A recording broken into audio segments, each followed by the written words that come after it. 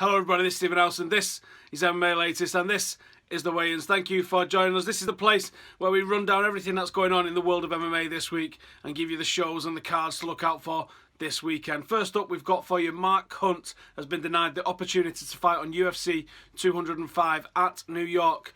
Dana White has spoke to him and told him that he wants him to fight a little bit sooner. Now, that's led to people speculating that Hunt could be used as a replacement for the Travis Brown and Cain Velasquez fight at UFC 200. Knowing Cain's injury record, it's probably a good move for him to stay in shape and basically treat this as a camp from now until July, I think. Staying with the heavyweights for a moment, and new UFC heavyweight champion Stipe Miocic has vowed to continue in his day job as a firefighter after his victory over Fabricio Verdum, and he's looking for somewhere in the firehouse to hang his new UFC belt. I, for one, am not going to argue with him if he wants to keep on doing his day job. Now over to Japan, where Wanderlei Silva has been speaking about the news that Rising is likely to hold an open weight tournament in the near future, and the axe murderer wants to partake on what's one of the most liberal rule sets in the whole of MMA. This is a hark back to Pride, the open weight tournament. We've got soccer kicks, we've got all sorts of stuff going on. I, for one, am excited, and this is sure to be an absolute fan favourite. Now, staying with the Far East, let's see where Jim is this week. Thanks, Stephen. Jim Edwards here, live in Bangkok, Thailand for one Kingdom of Champions. Now, I'm guessing by the time you watch this video, that event's probably going to be done. But you can go and watch the replay at onefc.com/livestream, and I'm going to tell you why you need to go do that right now. Now, we had two title fights. We have the one strawweight title being defended by the local Thai champion Damarong Saw, and we also have the one championship featherweight title being defended by Marat Gafarov.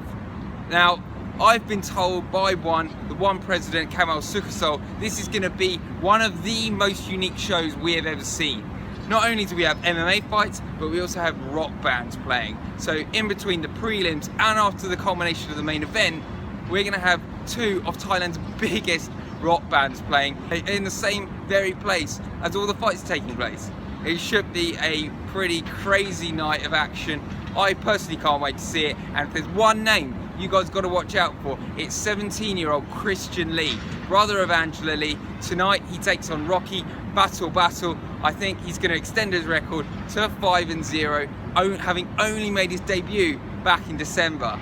This kid is on fire, he's got bags of potential, and I simply can't wait to watch him fight tonight.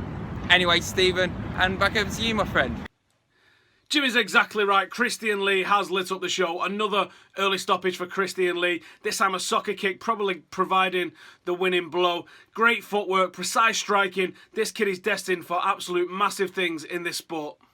The big card this weekend is, of course, UFC Fight Night 88. This is headlined by the 21-0 Thomas Almeida against the 8-0 Cody Garbrandt. Now, why this one is topping the bill, I'm not too sure, because the rankings suggest that Barao versus Stevens is the most significant fight in the bantamweight division. However, don't listen to me waffle on about it. Here's Dan with where your money needs to go this weekend. Renan Barao versus Jeremy Stevens again. Even if you don't like Stevens to win, I have a hard time seeing this firefight going past 2.5, and right now that's what the under is set at. Plus 110, under 2.5. We've got one unit on that.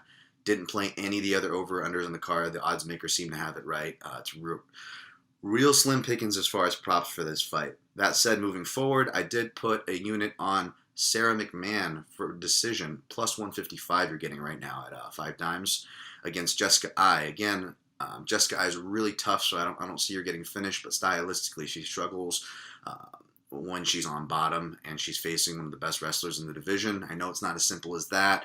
There are sample sizes and skill ceilings to take in a factor of, but I feel good about a McMahon decision here, as well as a Ms. Masvidal decision, which I already kind of touched on. You're getting plus 185 for that.